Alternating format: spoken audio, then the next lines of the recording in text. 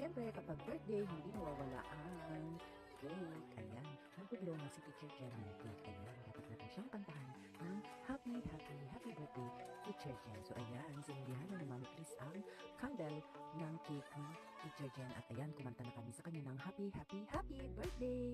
At pagkatapos naman namin nakantahan si Teacher Jen, ayan, nagdiretso na ulit kami sa pag-grill nitong napakasarap na chicken. Ayan, pauwi na that time sila, Mami Eileen and Mami Marilu, kasi nauna sila dito sa venue. Maya-maya naman ay dumating na si Mami Chris na meron dalang regalo na eto, napakagandang tanim na meron pang bulaklak para kay Teacher Jen. So ayan, enjoyin muna namin ang padinan ni Teacher Jen. Again, happy happy birthday Teacher Jen. At pagkatapos naman namin kumain ay lumabas na kami para mag-coffee. Ayan, dito kami kumain sa coffee mate or coffee mate, whatever. So ayan, syempre namiss ko ang bubble